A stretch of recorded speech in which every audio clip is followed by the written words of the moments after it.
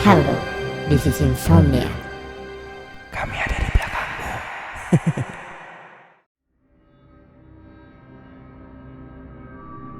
Hai, perkenalkan, aku Tia. Aku punya pengalaman seram yang terjadi di rumahku saat aku berusia 15 tahun lalu. Hal ini bermula di saat ayahku membeli barang bekas dari pasar loak. Dari situ, aku mulai mengalami banyak kejadian aneh yang di luar nalar.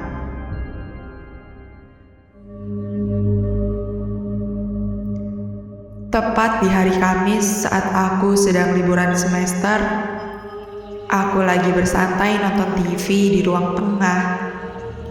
Cuaca hari ini panas sekali, sampai keringat di tubuhku mulai terasa keluar. Padahal aku sudah duduk di depan kipas. Tapi kegerahan ini tidak menggangguku untuk fokus nonton acara TV yang selalu aku tunggu-tunggu setiap sore. Sampai tiba-tiba aku terkejut karena ada yang memukul pundakku dari belakang. Dan saat ku tengok, ternyata itu ayah. Beliau marah-marah karena dari tadi dipanggil gak nyaut-nyaut juga. Ayah baru pulang dari pasar Jatinegara. Entah beliau mencari apa hingga harus berangkat dari pagi, aku gak tahu dan gak peduli juga. Ayah memanggilku hanya untuk bertanya di mana ibu berada. Namun, saat ia bertanya, mataku teralihkan ke plastik besar yang masih ayah tenteng. Ayah, beli apaan tuh? Ayah lalu menaruh plastik itu ke meja dan membiarkan aku untuk membukanya.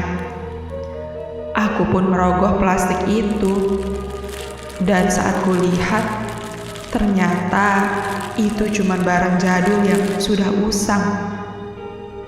Ayah beli barang-barang ginian terus. Aku mengeluh lantaran ayah memang suka mengoleksi barang-barang tua yang tidak bisa digunakan, seperti mengoleksi banyak korek api jadul, lampu petromak, sampai cangkir-cangkir jadul yang ada di lemari, dan itu semua nggak digunakan sama sekali. Kali ini ayah membeli sebuah radio usang yang sudah karatan. Aku gak ngerti sama ayah, kenapa suka membeli barang-barang yang nanti ujung-ujungnya tuh cuma ditaruh di gudang. Ayah bilang kalau barang yang ia beli di pasar loak ini masih bisa digunakan, tapi harus diperbaiki sedikit untuk bisa dipakai lagi. Kemudian malam pun datang. Pukul 8, aku masih melihat ayah di dapur sibuk mengoprek-ngoprek radio jadulnya itu sampai terlihat terbelah menjadi 2 bagian. Banyak perintilan tombol radio yang berceceran di atas meja. Ayah terlihat kepayahan dan sepertinya sebentar lagi ia akan selesai dan menyerah untuk memperbaiki radio itu. 30 menit kemudian, saat aku ke dapur, ayah sudah tidak ada. Benar kan kataku, ayah kayaknya udah pergi ke kamarnya, meninggalkan radio usang yang masih berantakan di atas meja. Aku pun mendekat ke meja makan untuk melihat radio itu, sambil bilang, emang apa enaknya ya dengerin radio? Sekarang kan zamannya HP. Aku lantas pergi mendekat ke dispenser yang letaknya berada di depan meja makan. Aku pun berdiri di depan dispenser sambil menaruh gelas dan menunggu gelas itu terisi penuh. Sayup-sayup terdengar suara gending gamelan Jawa di belakangku. Lalu saat aku lihat ke belakang, suara gending itu berhenti, diikuti dengan HP ayah yang menyala. "Ayah, ya, HP-nya bunyi tuh." Ayah kemudian datang dan mengambil HP yang ditaruh di sebelah radionya. "Yah, suara notifnya kok suara gending sih ya? Kayak punya Simbah aja," ucapku sambil pergi meninggalkannya. Keluargaku baik dari ibu dan ayah itu berasal dari Jawa. Aku tahu gending gamelan karena mbahku yang ada di Solo sering memutarnya saat pagi hari. Terlebih, keluarga dari ayah tuh Jawanya sangat kental. Pukul 10 malam, aku sudah berada di kamar tidur. Aku tidur bareng adik laki-lakiku yang berusia 6 tahun. Kami tidur di kasur 2-in-1 yang mana aku ada di bawah sedangkan adikku ada di atas. Aku lihat adik sudah tertidur dan kemudian aku pun mematikan lampu kamar dan tertidur. "Kenapa, Dek?" tanyaku yang dipaksa bangun sama adek. Aku terduduk lemas, mataku sangat berat untuk terbuka lebar dan terasa silau karena cahaya lampu kamar. "Kenapa, Dek? Kok bangunin kakak? Ini kenapa lagi lampunya dinyalain?" Ia terlihat sudah berdiri di samping kasurku. Ia memintaku untuk nganterin ke kamar mandi. "Hah? Adek bukannya bisa pergi sendiri?" Memang, biasanya kalau malam-malam adek pergi ke kamar mandi selalu sendiri. Lagi pula, jarak kamar mandi itu dekat. Tinggal keluar kamar, belok kiri, melewati dapur, lurus terus, lalu sampailah di kamar mandi. Rumah aku tuh kecil, jadi jarak antar ruangan itu saling berdekatan. Adek tiba-tiba mendekat ke telingaku sambil berbisik, "Adek takut, Kak, ada kakek-kakek yang duduk di meja makan." Seketika mataku langsung terbuka lebar. Aku lalu mengerutkan keningku sambil bilang, "Ngaco aja kamu, Dek.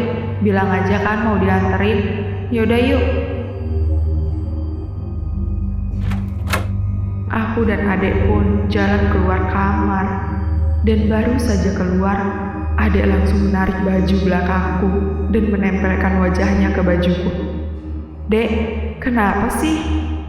Ia tetap menutupi wajahnya di belakangku, yang alhasil kami berdua jalan berdempetan menuju kamar mandi. "Aduh, adek, jangan gini, kakak jadi susah jalannya," ucapku.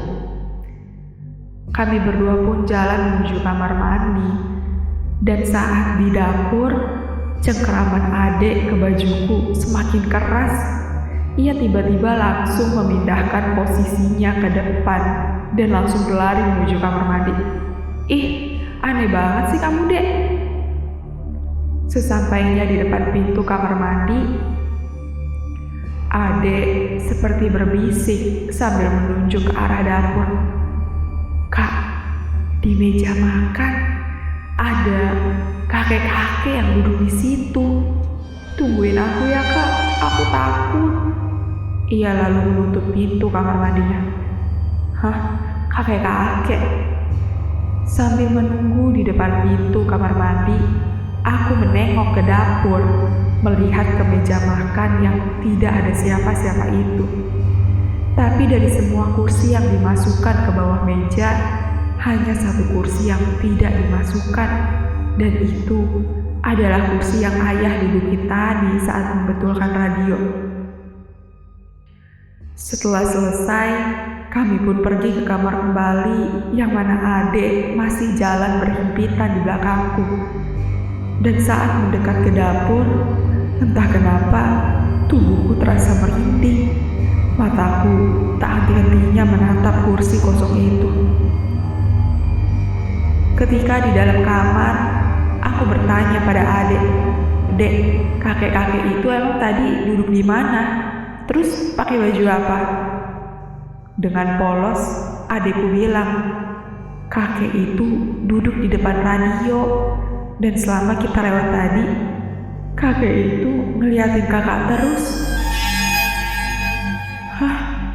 Aku jadi diam tercengang. Sebenarnya aku gak terlalu percaya dengan cerita adek, tapi gak tahu kenapa kok tubuhku jadi merinding gini ya. Keesokannya, aku melihat ayah sudah selesai membetulkan radio jadul itu, dan saat aku lihat ke adik, ia seakan sudah lupa dengan kejadian tadi malam. Hari ini aku tinggal sendirian di dalam rumah, karena ayah, ibu, dan adik akan pergi ke rumah saudara sampai nanti siang. Dari pagi ini sampai siang, aku gak melakukan apa-apa selain main HP dan nonton TV. Oh, suara ketuk pintu. Ada orang ya di depan. "Iya, tunggu sebentar." Aku lantas pergi ke depan untuk melihat siapa yang mengetuk itu. Ketika pintuku buka, ada seorang wanita berpakaian kebaya kuning. Wajahnya full make up dan rambutnya disanggul. Aku mendadak heran, ngapain dia datang ke rumahku dengan pakaian yang seperti ini? Wanita itu terlihat berumur 30 tahunan yang lalu bertanya, "Bapak ada?" Aku kemudian bilang padanya kalau ayah sedang pergi, tapi ia tetap memaksaku untuk menunggunya pulang karena ada urusan penting katanya. Aku lalu mempersilahkannya masuk ke ruang tamu. Ia pun masuk dan langsung duduk. Dari tadi, wanita itu selalu tersenyum dan terus memandangku. Aku jadi ngerasa gak nyaman, hingga aku pun izin permisi ke dalam sebentar untuk mengambil air. Dia mau apa ya ketemu sama ayah? Terus kenapa dandanannya aneh banget?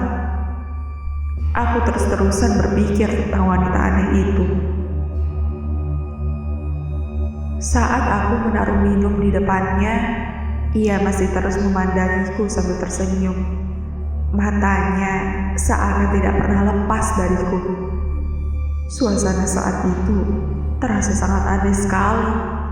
Hingga kemudian ia bertanya padaku, "Kamu mau ikut gak bareng saya?"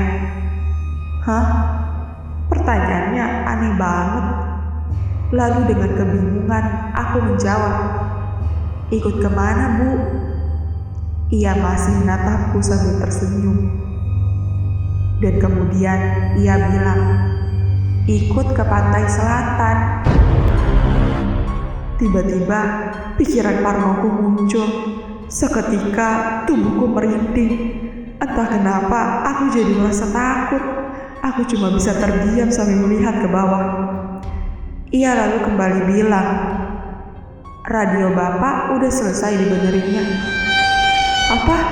Bagaimana ia bisa tahu kalau ayah beli radio? Siapa orang ini? Jantungku mulai berdegup cepat. Aku tidak menjawab apapun selain merasakan merinding hebat yang merasuki tubuhku ini. Aku lalu memberanikan diri untuk mengusirnya pergi dari rumahku. Ia pun menatapku dan bilang, "Maaf ya, Dek," yang kemudian pergi keluar. Aku langsung cepat-cepat menuju rumah. Lututku tiba-tiba terasa lemas. Ya ampun, siapa wanita itu?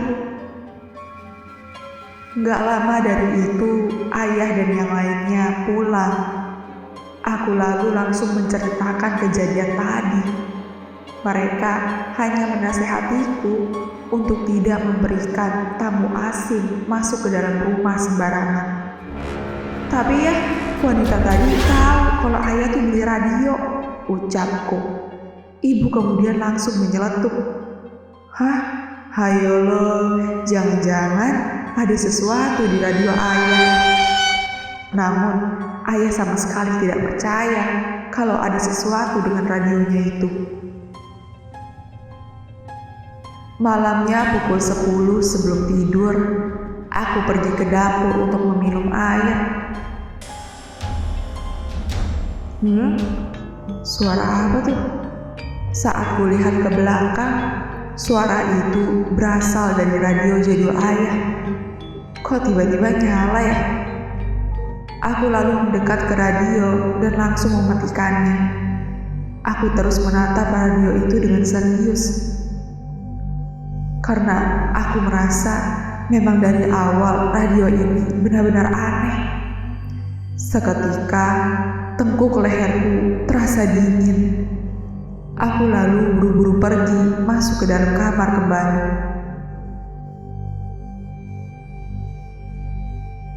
Semenjak kedatangan wanita aneh itu, setiap malam aku selalu mendengar suara gendingan. Tapi anehnya, hanya aku sendiri yang mendengarnya. Setiap kali aku cerita ke ayah, dia masih tetap tidak percaya padaku. Sampai ada kejadian aneh di malam berikutnya.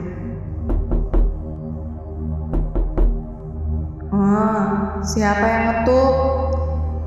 Di tengah malam ini, aku tiba-tiba terbangun oleh suara ketukan. Saat aku bangun dan membuka pintu, tidak ada siapa-siapa selain suara gending yang muncul dari radio itu lagi. Aku kemudian memberanikan diri untuk mematikan radio, dan baru saja aku mau masuk ke dalam kamar kembali, suara gending gamelan itu kembali muncul, hingga terdengar suara seseorang. Kenapa dimatiin? Jantungku berdegup cepat, dan saat aku melihat ke belakang, tiba-tiba ada sosok kakek memakai baju putih yang memegang radio itu. Aku sontak teriak dengan kencang sampai menangis. Lututku terasa sangat lemas. Tiba-tiba, kedua orang tuaku langsung menghampiriku dan bertanya. Suaraku gemetar hebat. Aku berusaha menjelaskan semua yang aku lihat tadi, sampai aku terus-menerusan bersumpah agar ayah percaya padaku. Lalu dari kejadian itu, keesokan harinya, ayah langsung menjual radio itu di pasar Loak. Sepulangnya dari pasar, ayah bilang sambil ketakutan, "Kak, tahu nggak penjual radio itu bilang apa?" Dia bilang kalau ayah adalah orang ketiga yang mengembalikan radio itu lagi. Apa? Jadi ternyata sudah ada orang sebelumku yang mengalami kejadian yang sama. Dari situ, ayah mulai tersadar dan ia meminta maaf padaku. Yang kemudian, ia tidak akan lagi membeli barang-barang bekas di pasar Loak.